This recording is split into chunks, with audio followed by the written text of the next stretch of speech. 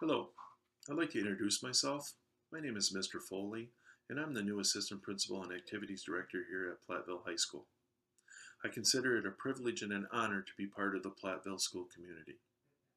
I feel that the Platteville school community is a destination place because of its great school, the great programs that Platteville High School offers, and the great students and great staff that it has.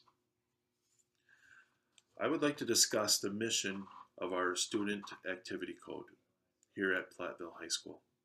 The mission of our code states extra and co-curricular activities at Platteville High School develop lifetime skills which foster emotional, social, and intellectual and physical growth. Students who choose to participate assume additional responsibilities and representatives of their school, their families, and their community. At this time, I'd like to discuss the three different levels in which some of our athletic programs have. Some of our athletic programs may only have two levels, which are considered varsity and varsity reserve, while others may have three. These are varsity, varsity reserve, and freshman sophomore. At this time, I'd like to discuss the freshman sophomore level. At the freshman sophomore level,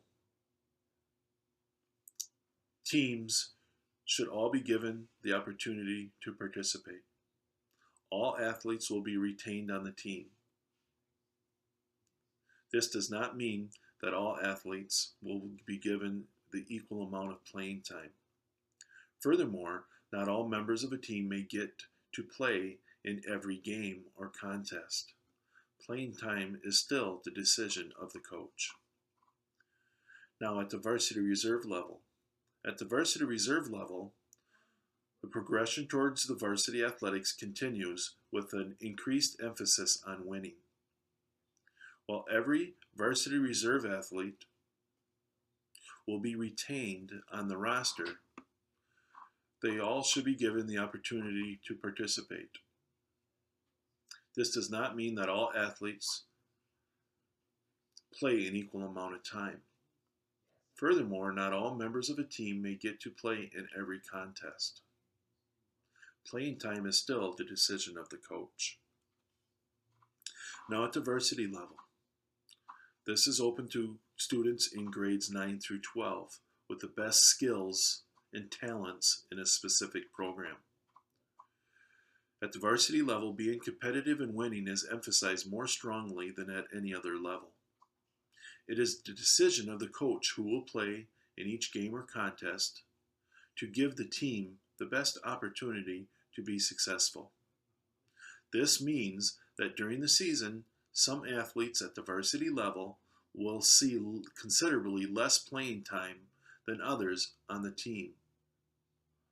While it is a reality that some varsity athletes may not play, we believe that being a member of the team is still a valuable experience.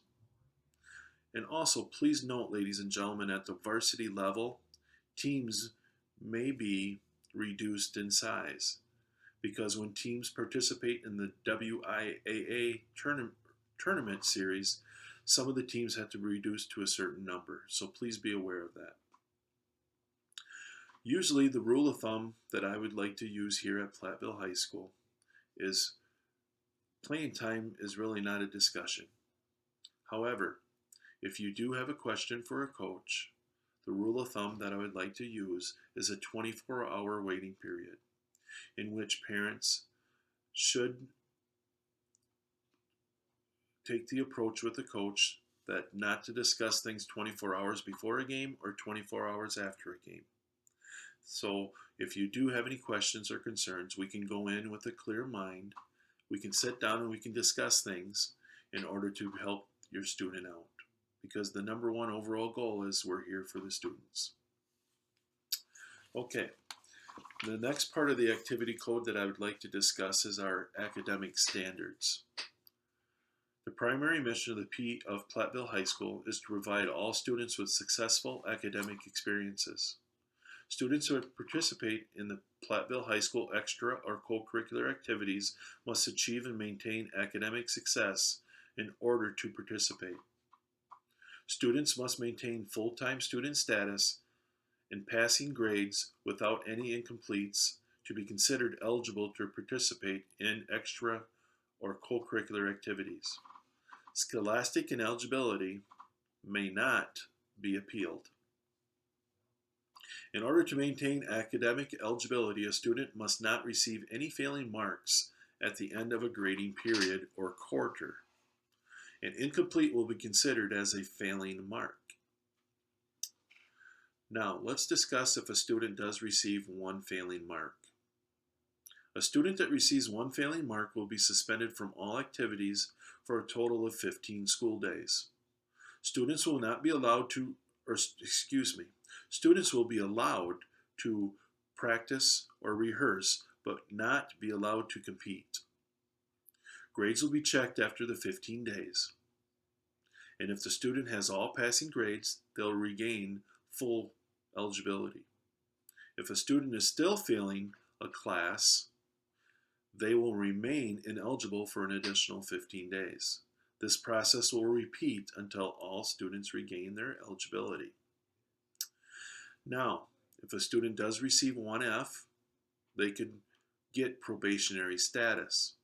If a student has one failing mark, they choose to attend study table or develop a student improvement plan, they will be granted probationary eligibility. This allows the student to compete, perform during the 15-day suspension period. Grades will be checked after the 15 days. If the student has all passing grades, they'll regain their eligibility. If the student is still failing a class, he or she will be suspended for an additional 15 days and continue with the selected intervention they choose. The student may continue to practice or rehearse, but will not be allowed to compete or perform if they're failing after the 15-day period. This process will repeat itself until the student does regain eligibility. Now, let's discuss if a student has 2 Fs or has their accumulative GPA fall below a 2.0. Please note, a student that receives more than one failing mark or has a cumulative grade point average of less than 2.0, they will be suspended from all activities until the next grading period. Please note our grading periods are 9 weeks long. However, a student can get probationary status. Now, this probationary status is different from the one that we stated earlier. If a student has more than one failing mark or a cumulative grade point average of less than 2.0, they choose to attend a study table or develop a student improvement plan. The student will be granted probationary eligibility. This will allow a student to serve a 15-day suspension, during which time they will be allowed to practice or participate. However, they will not be able to compete or perform during that 15 days. Grades will be checked after 15 days, and if the student is passing all their classes in all their subjects, he or she will regain conditional eligibility. So the conditional eligibility states that if the student serves their 15-day suspension from all co-curricular or extracurricular activities, and they're passing after that 15-day period, they'll be allowed to compete and perform. After that time period, during the conditional ineligibility or eligibility, the student's grades will be checked biweekly, and eligibility will be revoked if the student is receiving a failing grade when grades are checked. This process will repeat until the student has regained their eligibility. Please note, ladies and gentlemen, that when we talk about a grade check, the grade check is going to be under the responsibility of the student. the student needs to take ownership over their academics. So during the time when we say a student has to have a grade check, the student is going to have to go around and come to my office and get a grade check sheet. This grade check sheet has the hours or the periods of the day, they have the class name, they have the student's signature, and the teacher's signature on it. The student has to take this around to all the teachers that they have, first hour through eighth hour, and get it signed and the grade stated on there. If the student does not complete this, they will be ineligible to participate after the grade check times. Now let's talk about the study table and the improvement plans. A study table. A study table is an intervention that is available to all students. It's available Monday through Friday from 7:15 a.m. to 8 a.m. It's the student's responsibility to go to this academic intervention. Participants of PHS activities that have elected this option to receive probationary eligibility will attend a minimum of 3 times per week during the suspension period. If they fail to attend the minimum of 3 times a week, at the end of the week, they will become ineligible during that time period. Now, let's talk about the student improvement plan. This is an intervention that is available to participants at PHS activities that are seeking probationary eligibility. This is a plan designed by the student, coach, advisor, teacher, guidance counselor, and endorsed by the parents or parent to improve academic achievement. Please note that during the fourth quarter, a student who receives a failing mark at the end of the fourth quarter may enroll in an equivalent summer school class and substitute the grade for the failing mark.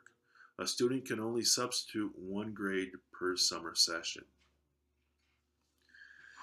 Now let's talk about the next item on the co-curricular code, which talks about attendance standards. Parents and students, the attendance policy in our student handbook has been updated. An excused absence is defined and an unexcused absence is defined. I would suggest that you take the opportunity to take a look at our district website and take a look at the student handbook that's posted on there, and it will have the definitions of an excused absence and an unexcused absence. Regular school attendance is an important factor in student achievement. Participants of Platteville High School activities are expected to be in attendance the day before, the day of, and the day after an activity or performance. An unexcused absence for any part of the school day, no matter if it's a tardy, skipping a class, study hall, or the entire day, will result in the student being ineligible for the next extra or co-curricular contest or performance. For any absence to be considered excused absences, the attendance officer must receive a phone call by the parent or guardian and followed by a written notification from the parent or guardian. A student must be in attendance for 4 hours or 4 school periods to be considered eligible to participate in a practice, contest, or performance on the same day. Hillman Pride is not considered a school period. Now, the next item on our activity code is called the Personal Conduct Requirements. Character counts at Platteville High School, and lack of character as demonstrated by inappropriate personal conduct is considered a violation of this activity code. A student's conduct is bound by this code at all times during the calendar year. It's in effect for 24 hours a day, 12 months a year. If a student is not involved in an activity at the time of the violation, enforcement begins at the start of the student's next activity. Personal conduct violations and corresponding consequences are outlined below in the activity code. Violations of the code can accumulate through a student's high school career. However, after one calendar year during which there are no other violations, one violation will be removed from a student's personal conduct history. Now, I'm going to talk about some violations of the code may include but are not limited to the following. Violations of the Platteville High School student conduct or discipline plan that results in a suspension from school. Please note that the Platteville High School student conduct and discipline plan is also located on the district website. The next item for code violation could be academic dishonesty. Item number 3, assault, battery, bullying, or hazing that causes mental or bodily harm or creates a credible threat of mental bodily harm. Pending the results of an investigation as required by board policy, participation in any form of harassment. Item number 5, use of performance-enhancing substances when not prescribed by a medical professional. Verbal or physical aggression towards an official. Number 7, being present without a parent or guardian at a place where alcohol, tobacco, or other drugs are being used illegally. 8, possession or consumption of alcohol, tobacco, or illegal drugs when reported by law enforcement or other credible observers. The exception to this rule is the ceremonial or religious use of alcohol. If a student violates this regulation a second time, the student must undergo a formal drug and alcohol assessment conducted by an approved agency. This is at the expense of the student and their parents. And the last one is hosting a gathering where alcohol, tobacco, or other drugs are available and are being used illegally. Please note, if you're hosting a gathering where alcohol, tobacco, or drugs are available and used illegally, this will be treated automatically right away as a second violation in the co-curricular code. Now let's talk about the first violations to the things that we listed above. The first violation, if a student has, would be immediate suspension from all competitions or performances for 1/3 of the season. Loss of honors of the school for 1 calendar year. The student must attend all scheduled practices. If a code violation occurs outside the student's activity season, then the suspension will be served during the next activity, since the student will not be able to join an activity or season already in progress. To fulfill a suspension, a student must be involved in the activity from the beginning of the season through its conclusion. So what that states is, if a student starts out the season, they have a code violation, and they quit after they serve the code violation, that code violation has not been served. So the student will have to wait till the next activity or season in order to serve that violation.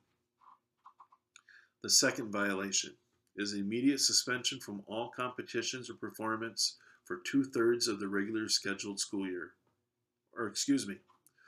Second violation is an immediate suspension from all competitions performance for 2/3 of the regularly scheduled contests or events during that season. Loss of honors of the school for 1 calendar year. The student must also attend all scheduled practices. The third violation: immediate suspension from all activities for 1 calendar year. Loss of honors of the school for 1 calendar year. After 1 calendar year, the student must apply to the principal for reinstatement. Now above we listed some things called honors of the school. Honors of the school include officers of clubs or organizations, postseason awards, for an example but not limited to all conference, MVP, captain, or most improved, prom or homecoming court members, graduation speakers, MCs for homecoming and prom, and class advisors. We talked earlier about the character of a student, and we also want to teach responsibility here at Platteville High School. So there is a self-referral process. A student will be allowed one self-referral during their high school career. The referral must be made to an administrator or guidance counselor within 48 hours from the time of the violation or the end of the next school day, whichever comes first. When a student self-refers, the penalty for the violation will be reduced by 50%. A student cannot self-refer when a citation ticket has already been issued by a law enforcement agency. Now, we're getting to the end of our activity code here. The next one is the non-athletic activities. Although the activity codes, as written, can apply to many of the activities sponsored by the Platteville High School, the committee recognizes that the code will not be equitable in some situations involving students participating in non-athletic activities. Therefore, when a violation occurs involving a student that is participating in a non-athletic activity, the principal, activities director, and the advisor or sponsor of the activity will have the authority to amend the consequences of the code in such a way that is practical. Now, in conclusion, I'd like to state a couple of things that were not mentioned in the activity code. If you're involved in any athletic activities for parents and students, I would suggest that you take a look at the item that we listed above as the performance enhancing drugs. There's a list that the WIA puts out. It's on their website, www.wiaa.wi.org, that states the substances are banned, in which students cannot consume them when they're involved in athletics. If a student does break that or chooses to take one of those substances, the WIA states that the school has to suspend that athlete for one contest. Now you're going to ask, what are those substances? The substances, I cannot list them all on this video. On the WIA website, they have a listing of those. Or what I am also going to do, the coaches will get a copy of all the banned substances so they can communicate with that to the students. Please abide by that. Now you may be amazed by the type of substances these are. These substances, you can buy them over the counter at Walmart, any nutrition store, or any athletic store. So please be careful. Please read the labels carefully, because it could be only one ingredient that's in these substances. So you have to look at the labels very, very carefully. Also, whenever we have a violation, we are going to treat it as fairly and consistently as we can. Things will also be handled in a timely manner. So what I would hope that we have a great year and we continue on the Platteville way, in which, as you notice on all of our things that we have here at the Platteville High School, it states pursuing excellence. So hopefully we have a great year, and I look forward to working with the student athletes and the parents throughout the community. And always remember, everybody, it's a great day to be a Hillman.